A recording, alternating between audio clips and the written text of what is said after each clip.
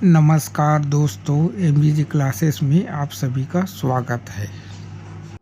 अध्याय 1 मानव संसाधन विकास का प्रश्न उत्तर। प्रश्न पहला है, कृषक कारीगर समाज में मनुष्य के लिए क्या क्या प्राकृतिक संसाधन होते रहेंगे, एक विस्तृत सूची बनाएं।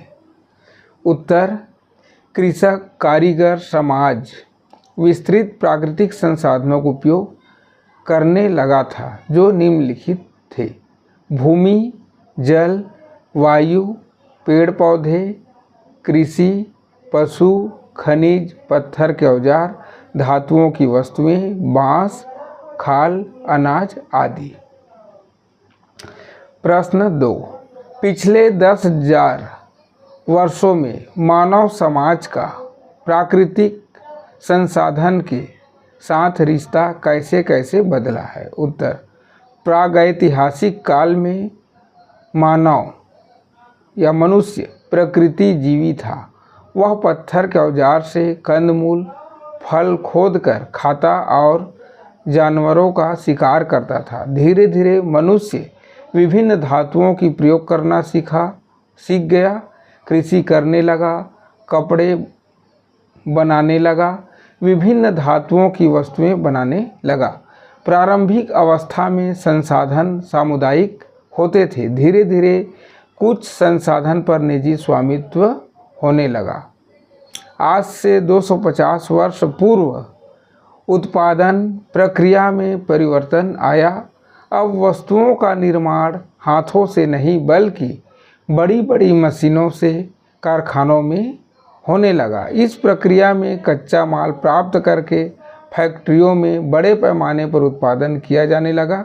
इस कारण अब प्राकृतिक संसाधनों का दोहन पहले की अपेक्षा बहुत अधिक होने लगा। आधुनिक युग में मानव ने प्राकृतिक संसाधनों का इतना अधिक दोहन तथा उपयोग किया है जिससे असंतुलन की स्थिति पैदा हो गई है।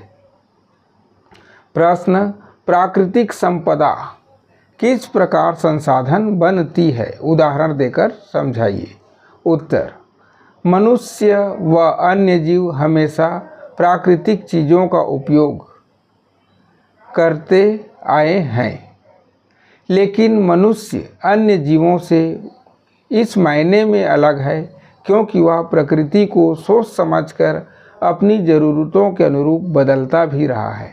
वह प्रकृति से प्राप्त चीज़ों का उपयोग करके अपने लिए औजार बनाता है और औजार का अन्य प्राकृतिक चीज़ों पर प्रयोग करके अपनी पसंद की चीज़ों का निर्माण या उत्पादन करता है।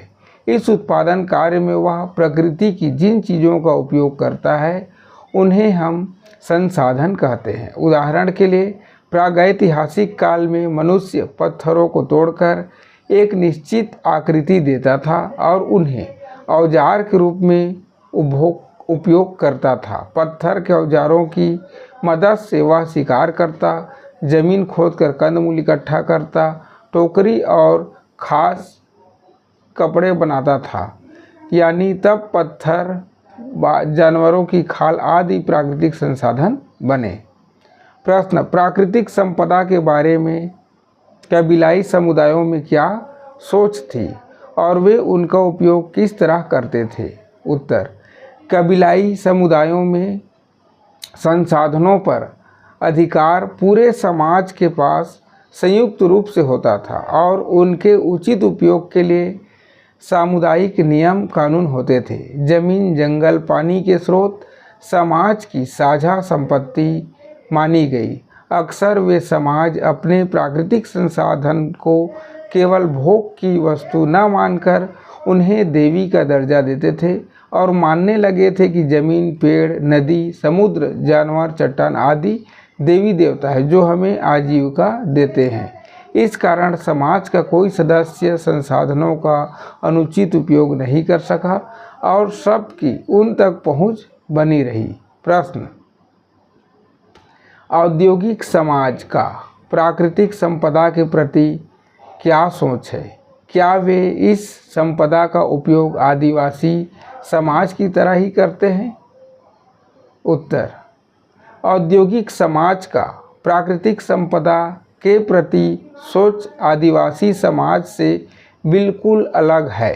औद्योगिक समाज के अनुसार प्राकृतिक संपदा उद्योग के लिए संसाधन हैं जिनका भरपूर उपयोग करना चाहिए। संसाधनों का अधिक से अधिक उपयोग हमें भरपूर मात्रा में वस्तुएं प्रदान करेगा और इनसे हमारा जीवन स्तर भी बढ़ेगा। इस प्रकार औद्योगिक समाज प्रकृति को भोग की वस्तु मानता है। औद्योगिक समाज जंगल काटकर व्यापारिक फसल उगाना चाहते थे या जंगलों व खेतों की जगह खदानें बनाकर फैक्ट्रियां स्थापित करना चाहते थे। नदियों पर बिजली बनाने के लिए बांध बनाना चाहते थे। प्रश्न 5, आज हमारे सामने प्राकृतिक संपदा के उपयोग के लिए किस किस तरह के विचार हैं? उत्तर, आज हमारे सामने प्राकृतिक संपदा के उपयोग के लिए विचार है कि मनुष्य की क्रियाओं का विपरीत प्रभाव स्वयं मनुष्य एवं प्रकृति पर पड़ता है। पर्यावरण वैज्ञानिक का कहना है प्राकृतिक संपदा एक विशाल ताना बाना है जिसके किसी छोटे से अंश को हानि पहुंचाने से पूरे तंत्र पर प्रभाव पड़ता है। प्रकृति का हर हिस्सा चाहे वह निर्जीव जल, हवा, चट्टान या मिट्टी हो या कीट पतंग, पक्षी, मानव या फसल जैसे सजीव हो, सभी एक दूसरे से जुड़े हैं। अगर हम कीड़ों को मारने के लिए रासायनिक कीटनाशकों का प्रयोग करते हैं तो वह न केवल कीड़ों को मारते हैं बल्कि अनाज के माध्यम से हमारे शरीर में भी प्रवेश कर जाते हैं। हमारे शरीर में वे धीरे धीरे संचरित होते रहते हैं और धीरे धीरे कैंसर जैसे लंबे समय की बीमारियां उत्पन्न करते हैं। अगर हम रसायन युक्त औद्योगिक अपशिष्टों को नदी नालों में प्रवाहित करते हैं तो उस पानी में रहने वाली मछलियों व अन्य जीव या उस पानी को पीने वाले जानवर प्रभावित होते हैं और उन्हें खाने वाले मानव प्रभावित होते हैं। इसी तरह हवा में प्रदूषण बढ़ने से या जंगलों के कटने से या खदानों से पर्यावरण प्रभावित होता है। यह सब इसलिए होता है क्योंकि हमारी धरती के हर तत्व आपस में गुथे हुए हैं। तो दोस्तों, अगर आज का ये वीडियो आप लोगों को पसंद आया होगा तो हमारे चैनल को सब्सक्राइब कर लें। हम इसी प्रकार का वीडियो आप लोग लाते रहेंगे। आप लोगों ने वीडियो को पूरा देखें, इसके लिए धन्यवाद। जय हिंद, जय भारत, जय छत्तीसगढ़।